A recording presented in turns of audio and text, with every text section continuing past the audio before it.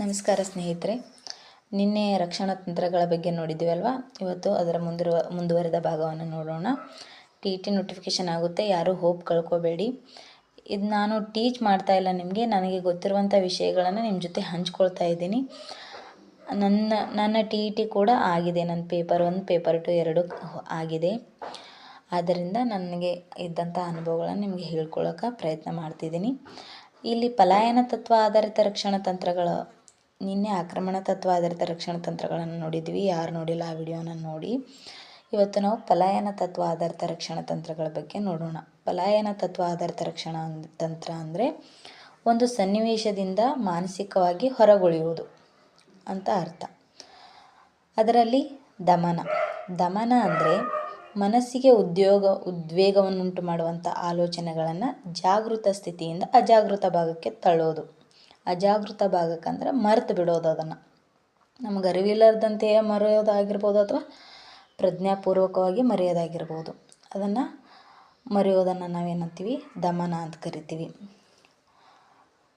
ಯಾವ ಘಟನೆಗಳು ನಮಗೆ ಕಹಿ ನೆನಪುಗಳು, ಕೋಪ, ನಿರಾಶೆ, ತಪ್ಪು ಮಾಡಿರ್ತೀವಿ, ಕೆಲವೊಂದು ಸಂದರ್ಭದಲ್ಲಿ ತಿಳಿಲಾರ್ದು ತಪ್ಪು ಮಾಡಿರ್ತೀವಿ, ಯಾರಿಗಾದರೂ ಹೊಡೆದಿರ್ತೀವಿ, ಯಾರಿಂದಾರು ಹೊಡೆಸ್ಕೊಂಡಿರ್ತೀವಿ, ಬೈಸ್ಕೊಂಡಿರ್ತೀವಿ. ಇಂಥ ಘಟನೆಗಳನ್ನು ನಾವೇನು ಮಾಡೋದು, ಮರೆಯುವುದನ್ನೇ ನಾವೇನಂತ ಕರಿತೀವಿ, ದಮನ ಅಂತ ಕರಿತೀವಿ. ಇಷ್ಟು ಈಸಿ ಇದೆ, ಇದನ್ನು ಯಾವುದು ಕ್ಲಿಷ್ಟಕರ ಮಾಡ್ಕೋಬೇಡ್ರಿ. ಅದನ್ನು ಮರೆಯುವುದಂತ ಅರ್ಥ.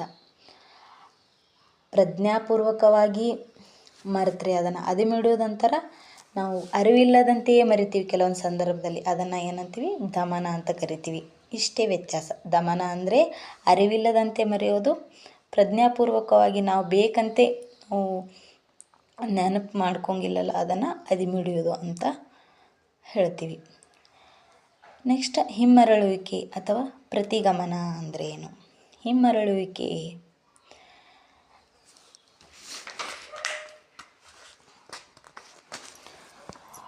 ಒಂದು ಸಮಸ್ಯೆಯನ್ನು ಎದುರಿಸಲು ಸಾಧ್ಯವಾಗದಿದ್ದಾಗ ತನ್ನ ವಯಸ್ಸಿಗೆ ಅನುಗುಣವಲ್ಲದಂತೆ ಬಾಲ್ಯ ಸಹಜವಾದಂಥ ವರ್ತನೆಗಳನ್ನು ತೋರಿಸುವುದು. ಚಿಕ್ಕ ಮಕ್ಕಳಂತೆ ಮಾತನಾಡುವುದು, ಹಾಸಿಗೆ ಒದ್ದೆ ಮಾಡುವುದು, ಇಂಥ ವರ್ತನೆಗಳೆಲ್ಲ 8ರಿಂದ 10 ವರ್ಷದ ಮಕ್ಕಳಲ್ಲಿ ಕಂಡುಬರುವುದು. ಇದು ಹಿಮ್ಮರಳುವಿಕೆಗೆ ಸೂಚಕ ಆಗ್ತದೆ. ಅಂದರೆ ಶಾಲೆಯಲ್ಲಿ ಹೊಂದಾಣಿಕೆ ಮಾಡಿಕೊಳ್ಳಲು ಸಾಧ್ಯವಾಗದಂಥ ಮಗು ಚಿಕ್ಕ ಮಕ್ಕಳಂತೆ ವರ್ತಿಸೋದು. ಒಂದು ಮಗುವಿಗೆ ಏನಾದರೂ ತಿಂಡಿ ಕೊಡಲಿಲ್ಲ ಅಂದರೆ ಬಿದ್ದು ನೆಲದ ಮ್ಯಾಗ ಒದ್ದಾಡುವುದು. ದೊಡ್ಡ ಬೆಳೆದಂಥ ಮಗು, ಹೋಮ್ವರ್ಕ್ ಮಾಡಲಾರ್ದ ಮಗು ಅಳುವುದು, ಏನರೇ ನೆಪ ಹೇಳಿ ಸಾಲಿ ಬಿಡುವುದು, ಪರೀಕ್ಷೆಗೆ ಕುಳಿತರೆ ಫೇಲ್ ಆಗ್ತೀನಂತ ಭಯದಿಂದ ಕಾಯಿಲೆ ಬೀಳುವುದು. ಈ ರೀತಿಯ ವರ್ತನೆಗಳೆಲ್ಲವೂ ಹಿಮ್ಮರಳುವಿಕೆಗೆ ಉದಾಹರಣೆಗಳಾಗ್ತವೆ. ಇದೇ ರೀತಿಯ ಪ್ರಶ್ನೆಗಳು ಪರೀಕ್ಷೆಯಲ್ಲಿ ಬಂದಿವೆ ಸ್ನೇಹಿತರೆ, ಉದಾಹರಣೆಗಳೊಂದಿಗೆ. ನೆಕ್ಸ್ಟ್, ಹಗಲುಗನಸು ಕಾಣೋದು. ನೈಜ ಪ್ರಪಂಚದಲ್ಲಿ ಈಡೇರಿಸಿಕೊಳ್ಳದಂಥ ಆಸೆ ಆಕಾಂಕ್ಷೆಗಳನ್ನು ನಾವು ಹಗಲಿನಲ್ಲಿಯೇ ಕನಸು ಕಾಣೋದರ ಮೂಲಕ ಈಡೇರಿಸಿಕೊಳ್ಳೋದನ್ನೇ ಹಗಲುಗನಸು ಕಾಣೋದು ಅಥವಾ ಭ್ರಮೆ ಅಂತ ಕರಿತೀವಿ.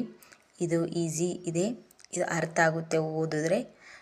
ಇದ್ರ ಬಗ್ಗೆ ಇಷ್ಟೇ ಸಾಕು. ಹಗಲುಗನಸು ಕಾಣೋದಂದರೆ ನೈಜ ಪ್ರಪಂಚದಲ್ಲಿ ಈಡೇರಿಸಿಕೊಳ್ಳದಂಥ ಆಸೆ ಆಕಾಂಕ್ಷೆಗಳನ್ನು ನಾವು ಕನಸು ಕಾಣುವುದು. ರಾತ್ರಿ ಮಲಗಿದಾಗ ಕನಸು ಕಾಣೋದಲ್ಲ, ನಾವು ಭ್ರಮಿಸೋದು, ಅಂದ್ಕೊಳ್ಳೋದು. ಈ ರೀತಿ ಆಗ್ಬೋದು, ಈ ರೀತಿ ಆದರೆ ಚೆನ್ನಾಗಿರ್ತಿತ್ತು, ಈ ರೀತಿ ಅಂದ್ಕೊಳ್ಳೋದನ್ನು ನಾವು ಹಗಲುಗನಸು ಕಾಣೋದಂತ ಕರಿತೀವಿ. ನೆಕ್ಸ್ಟ್, ಪ್ರಕ್ಷೇಪಣೆ ಅಂದರೆ ವ್ಯಕ್ತಿ ತನ್ನ ವಿಫಲತೆ, ನ್ಯೂನತೆ ಮತ್ತು ಒಪ್ಪಿಕೊಳ್ಳಲಾಗದ ಭಾವನೆಗಳು, ಆಲೋಚನೆಗಳು ಮತ್ತು ಆಸೆ ಆಕಾಂಕ್ಷೆಗಳನ್ನು ಇತರ ವ್ಯಕ್ತಿಗಳ ಮೇಲೆ ಅಥವಾ ವಸ್ತುಗಳ ಮೇಲೆ ಆರೋಪಣೆ ಮಾಡೋದು.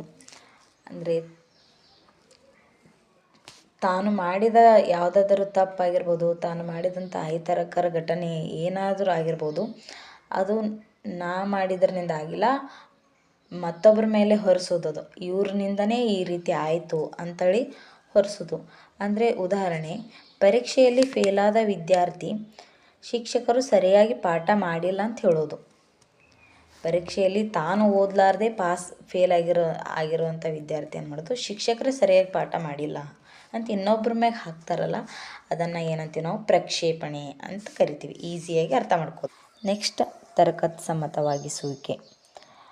ವ್ಯಕ್ತಿಗಳು ತಮ್ಮ ಆತ್ಮಾಭಿಮಾನವನ್ನು ರಕ್ಷಿಸಿಕೊಳ್ಳಲು ಬಳಸುವಂಥ ತಂತ್ರ ಇದು. ತನ್ನ ಅಸಮರ್ಥತೆಯನ್ನು ಒಪ್ಪಿಕೊಳ್ಳದೆ ತನ್ನ ಸೋಲಿಗೆ ಎಲ್ಲರೂ ಒಪ್ಪಿಕೊಳ್ಳುವಂತಹ ಕಾರಣವನ್ನು ನೀಡುವುದು. ಅಂದರೆ ಪರೀಕ್ಷೆಯಲ್ಲಿ ಫೇಲಾದ ವಿದ್ಯಾರ್ಥಿಯು ತನ್ನ ಹಾಗೆ ಬಹಳ ವಿದ್ಯಾರ್ಥಿಗಳು ಫೇಲಾಗಿದ್ದಾರೆ ಅಂತ ಹೇಳುವುದು. ಇದರಲ್ಲಿ ಈ ರಕ್ಷಣಾ ತಂತ್ರದಲ್ಲಿ ಹುಳಿ ದ್ರಾಕ್ಷಿಯ ತಂತ್ರ ಅಥವಾ ಸಿಹಿ ನಿಂಬೆಯ ತಂತ್ರಗಳನ್ನು ಬಳಸೋದು. ಅಂದರೆ ಹುಳಿ ದ್ರಾಕ್ಷಿಯ ತಂತ್ರದಲ್ಲಿ ತನ್ನ ಕೈಲಿ ಸಾಧ್ಯವಾಗದೇ ಇರುವುದನ್ನು ಯೋಗ್ಯವಾದುದಲ್ಲ ಅಂತ ಹೇಳೋದು. ಅಂದರೆ ಫ್ಯಾಷನ್ ಮಾಡಲು ಸಾಧ್ಯವಿಲ್ಲದಂತಹ ಸಾಂಪ್ರದಾಯಸ್ಥ ಹುಡುಗಿ ಉಳಿದವರಿಗೆ ಫ್ಯಾಷನ್ ಒಳ್ಳೆಯದಲ್ಲ ಅಂತ ಹೇಳೋದು. ನಾನು ಮನಸ್ಸು ಮಾಡಿದ್ದರೆ ಇನ್ಸ್ಪೆಕ್ಟರ್ ಆಗಬಲ್ಲೆ, ಆದರೆ ಅದು ನನಗೆ ಇಷ್ಟ ಇಲ್ಲ ಎಂದು ಹೇಳುವುದು. ಲಂಚ ತೆಗೆದುಕೊಳ್ಳುವ ವ್ಯಕ್ತಿ ಜಗತ್ತಿನಲ್ಲಿ ಲಂಚ ತೆಗೆದುಕೊಳ್ಳುವವರು ಯಾರಿದ್ದಾರೆ ಅಂತ ಕೇಳುವುದು. ಇವೆಲ್ಲವೂ ತರ್ಕಸಮ್ಮತವಾಗಿಸುವಿಕೆ ಉದಾಹರಣೆಗಳಾಗುತ್ತವೆ. ನೆಕ್ಸ್ಟ್, ಪ್ರತಿಕ್ರಿಯಾ ರಚನೆ.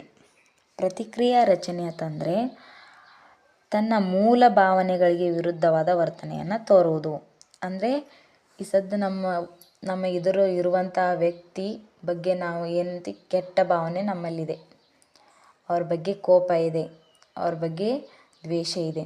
ಆದರೂ ಕೂಡ ನಾವೇನು ಮಾಡೋದು, ನಾವು ಅವನನ್ನು ಒಳ್ಳೆಯವನು ಅಂದ್ಕೊಂಡಿದ್ದೀವಿ ಅಂತ ವರ್ತನೆಯನ್ನು ತೋರುವುದು.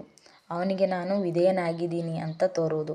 ನಾನು ಅವನಿಗೆ ಗೌರವ ಕೊಡ್ಲಕತ್ತೀನಿ ಅನ್ನೋ ರೀತಿ ಅವನಿಗೆ ಏನು ಮಾಡೋದಂದರೆ ಅನಿಸೋ ಹಾಗೆ ನಾವು ಅವನಿಗೆ ಮಾತನಾಡಿಸುವುದು. ಈ ರೀತಿ ನಮ್ಮ ಭಾವನೆಗಳಿಗೆ ವಿರುದ್ಧವಾದ ಭಾವನೆಗಳನ್ನು ಅವ್ರ ಎದುರು ವ್ಯಕ್ತಪಡಿಸ್ತೀವಲ್ಲ, ಅದನ್ನು ನಾವು ಪ್ರತಿಕ್ರಿಯಾ ರಚನೆ ಅಂತ ಕರಿತೀವಿ.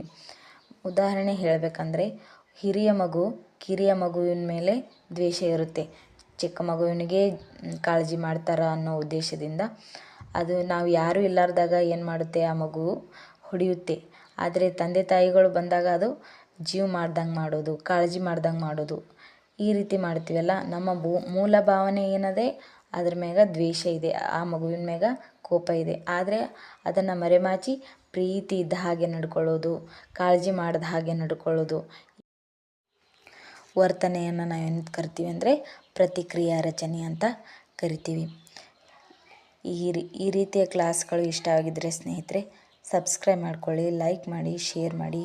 ನಿಮ್ಮ ಅನಿಸಿಕೆಗಳನ್ನು ನಮಗೆ ಕಾಮೆಂಟ್ ಮೂಲಕ ತಿಳಿಸಿ, ಫೀಡ್ಬ್ಯಾಕ್ ಕೊಡಿ ಸ್ನೇಹಿತರೆ. ಇದು ಕೂಡ ನಮಗೆ ಸಪೋರ್ಟ್ ಮಾಡಿ. ಇದರಿಂದ ನಾವು ನಮ್ಮ ತಪ್ಪುಗಳನ್ನು ನಿವಾರಿಸಿಕೊಳ್ಳಲು ಸಾಧ್ಯವಾಗ್ತದೆ. ಧನ್ಯವಾದಗಳು ಸ್ನೇಹಿತರೆ.